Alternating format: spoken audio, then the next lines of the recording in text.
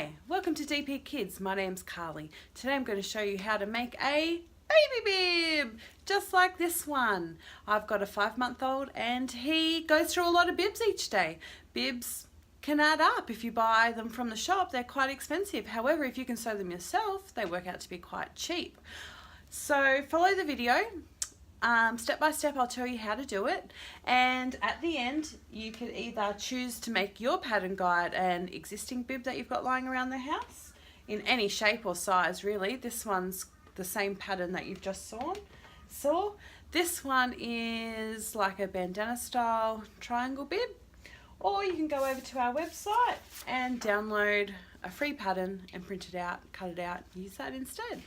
So let's go sew.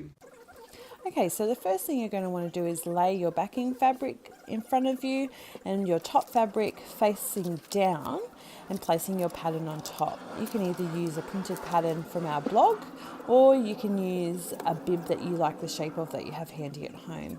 Pin it to your fabric and cut around the outside. I like to cut all the way around the outside first and then into the neck. Makes it a little bit easier to maintain the shape. You also cut, when you're cutting, leave about 1/2 centimetre from the edge of the bib or the pattern, just to give yourself some sewing room. And that way you'll end up with a good sized bib. You won't have a case of a shrinking bib as you're sewing. The next thing you want to do is just remove the pins there, remove the pattern, and place a few pins back into the fabric. So that way, as you are using it on the sewing machine, stitching around, you won't find things sliding and slipping all around the place. It'd be much easier to maintain a good shape of the bib there. Now, when you're sewing, you're going to start on one side. You're going to go forwards, then backwards, then forwards, just so that way your stitching doesn't come undone. You're going to sew neatly all the way around the edge. Back to the beginning, but when you get back to the beginning, you're going to leave a 5 centimetre or so opening so that you can turn the bib back into the right way. This way you can have enough room to get all that fabric back through onto itself. As you go, if the pins are getting in your way, you can take them out as well. Now, when you're going up around the top here, what you want to do is slow your machine down, turn the fabric as you're going, and then pop it back around to the other side. When you get to the other side, you'll find it's a point. So what you do is sew up to the point, keep the needle down in the fabric, lift the foot, turn the fabric, and then go back around the other side. Taking out the pins, cutting off any threads, and then cutting off, this is the part I always forget to mention, you need to trim off any excess fabric. And I make little snips in the curved parts of the bib, so that way when you're turning it back in, it's sitting nice and flat. Otherwise, if you don't do the little snips, you'll find you'll have big bulky sections of fabric where you need to stitch, and it won't be comfortable for Bubby to wear. So poking it back in, I start with the top section, then I turn it all inside out, and if you just reach down inside and pinch and pull, you'll find that it easily slips through onto itself. Give it a good shake when you've done all that, and just pull open at the seams so that way you know it's pulled all the way through, and lay it out nice and flat in front of you. Go back to where you left that opening and just poke any bits inside, get it nice and neat as you can, and then just pop a little pin in there. The next thing you're going to want to do is iron your bib. Very important sewing tip to iron as you sew, so that way you end up with a nice neat finished product.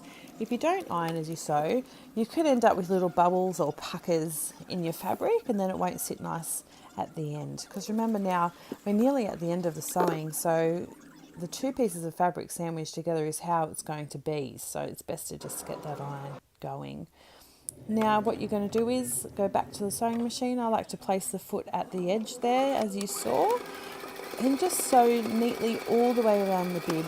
This seam you're obviously going to see, and I like to sew in black or white. However, you might like to use a contrasting colour that would match the fabric that you've chosen.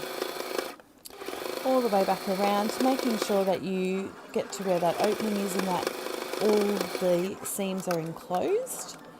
And that way you won't have it falling apart on you as your baby is trying to wear it.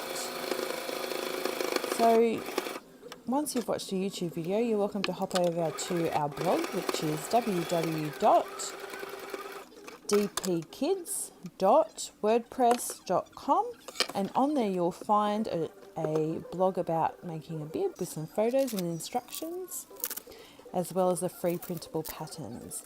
Now, to finish off the bib, you're going to need a way to stick the two sides together. So what I do is I use Velcro, or you can use a press stud or a pop stud, whichever's easiest for you. Just trim off a bit of Velcro that's a bit wider than the section you're sewing it onto.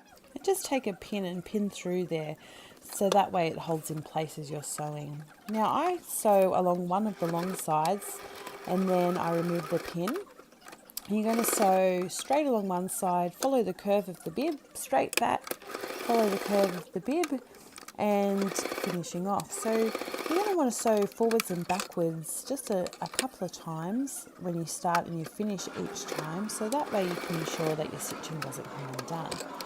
Now, after you've sewn both sides, what you're going to do is trim as close as possible to the bib, that excess Velcro that's hanging off, and just make sure you get any of the sharp corners there so it doesn't poke Bubby in the chin. And congratulations, you have finished making your very first baby bib. So your baby will be able to wear it and you'll be able to enjoy having a nice clean baby. Okay, so how did you go? Did you find it easy? Did you find it hard? Leave some comments below for me so that I can improve my YouTubing, and I'll talk to you guys soon. Thanks!